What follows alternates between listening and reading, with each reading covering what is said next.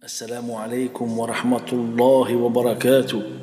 Chers frères, chères sœurs, j'espère que vous allez tous bien. Inch'Allah, Inch'Allah, Inch'Allah. Beaucoup de gens se plaignent d'une certaine censure sur YouTube. Des gens avec des dizaines de milliers d'abonnés, des centaines de milliers d'abonnés qui se plaignent que leurs abonnés ne reçoivent aucune notification, même si ces derniers ont activé la cloche de notification. Alors je vous demanderai de taper en commentaire le chiffre 1 pour tous ceux qui ont reçu la notification de cette vidéo, et le chiffre 2 pour tous ceux qui ont regardé cette vidéo sans recevoir de notification, bien qu'ils soient abonnés et ont activé la cloche de notification. Sachez que je ne suis pas rémunéré pour ces vidéos. Ce n'est pas le chiffre d'affaires qui m'intéresse ici, mais plutôt c'est de connaître la vitesse de transmission du message, Inch'Allah. Sur près de 27 000 abonnés, j'aimerais savoir combien de personnes sont notifiées. Peut-être même pas une centaine sur 27 000. Qu'Allah vous garde, qu'Allah vous accorde la réussite dans ce monde et dans l'autre. Il n'y a de vraie vie que dans l'au-delà. Oh Allah, pardonne-nous. Fais-nous miséricorde, car tu es le plus miséricordieux des miséricordieux. J'aimerais en profiter pour vous dire que je vous aime en Allah. Quel intérêt avons-nous l'un envers l'autre? Il n'y a pas d'argent entre nous. Ce qui nous réunit ici, c'est bien le rappel d'Allah. D'après Abu Darda, qu'Allah l'agrée, le prophète sallallahu alayhi wa sallam a dit: certes, le jour de la résurrection, Allah va ressusciter des gens avec une lumière sur leur visage. Ils seront sur des minbars, des pierres précieuses. Les gens les envieront, bien qu'ils ne soient ni des prophètes, ni des martyrs. Un bédouin tomba à genoux et dit: ô messager d'Allah, décris-les-nous afin que nous les reconnaissions. Le prophète sallallahu alayhi wa sallam a dit: ce sont ceux qui s'aiment pour Allah. Ils sont de tribus différentes, de pays différents, ils se regroupent pour le rappel d'Allah. Allahu Akbar. Alors oui, aujourd'hui nous allons espérer. Nous allons espérer et nous abriter sous la protection et la miséricorde d'Allah. Nous allons espérer sa miséricorde, quoi que nous ayons pu faire dans notre vie.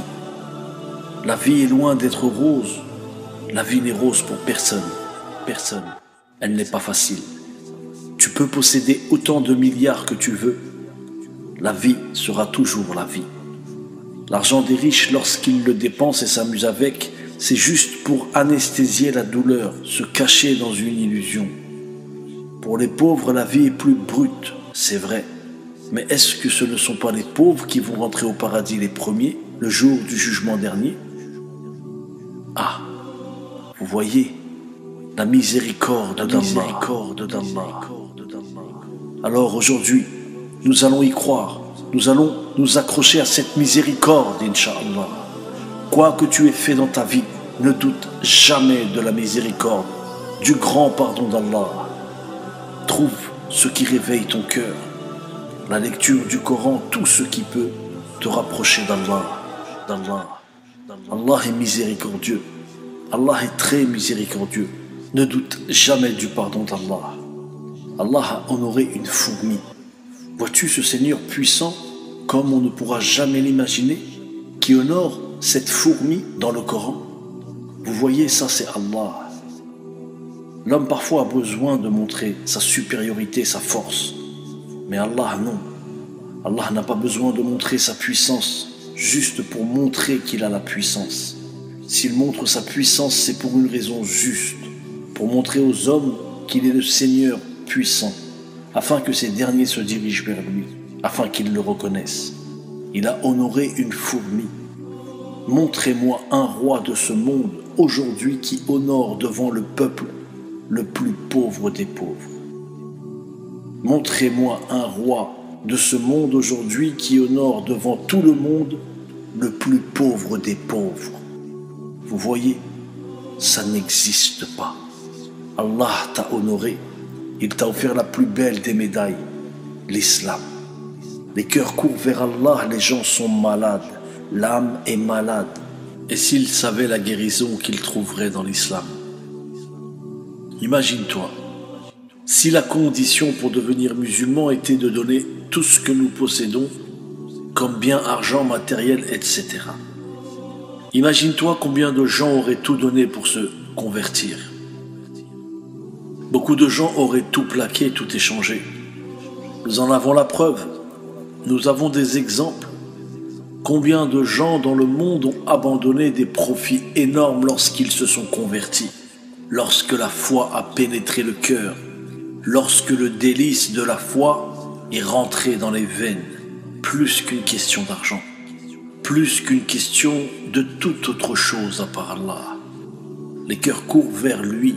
Pourquoi pensez-vous que les musulmans, leur plus grand rêve, c'est d'être auprès d'Allah pour l'éternité? D'ailleurs, celui d'entre vous qui veut demander à Allah que je fasse partie de ces gens-là, qu'il ne se gêne pas, en espérant qu'il vous attribue la même chose, Inch'Allah. Parce que oui, vraiment c'est ça la réussite. L'argent, je vais vous dire à quel point l'argent n'est pas si utile que ça. Bien sûr, nous en avons besoin pour vivre. La richesse, c'est pas interdit en islam. Il y a des croyants très riches, il y en aura encore, Inch'Allah. Les riches aident les pauvres. Je ne veux pas dire que l'argent est inutile. Ce n'est vraiment pas ce que je veux dire. J'essaye juste de faire comprendre que l'argent n'est pas l'oxygène du croyant. Par exemple, l'argent que tu as amassé toute ta vie. Est-ce que tu pourras l'emmener avec toi dans ta tombe? Est-ce que tu pourras acheter des hasanat avec? L'argent, l'or, les diamants ne traversent pas l'au-delà. Ils restent ici. Il va périr avec ce monde. Tes actions plutôt vont te suivre. Les actions traversent vers l'au-delà avec toi. Chaque mot, chaque chose, chaque pas viendra avec toi. La miséricorde d'Allah, qu'Allah nous couvre de sa miséricorde le jour du jugement dernier.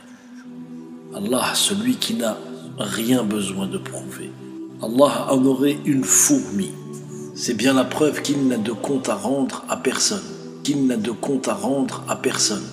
Et qu'il n'a rien à prouver aux gens. Et qu'il n'a rien à craindre de qui que ce soit.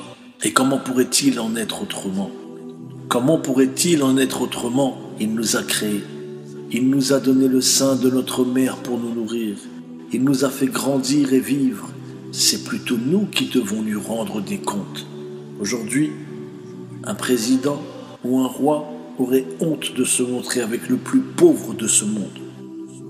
Personne ne pourra ressembler à Allah, quand bien même leur palais serait fait d'or et d'argent. Nul, hors sujet, incomparable. Est-ce que le néant peut rivaliser avec la vie? Ce qui n'existe pas, n'existe pas. Et s'il n'existe pas, comment pourrait-il rivaliser avec quoi que ce soit? Allah nous a donné la vie. Une boule de chair, nous avons grandi dans le ventre de nos mères. Qu'Allah pardonne à tous les croyants, passés, présents et futurs. Oh Allah, il n'y a de vraie vie que dans l'au-delà. Pardonne-nous. Fais-nous miséricorde. جامع الدين الغريب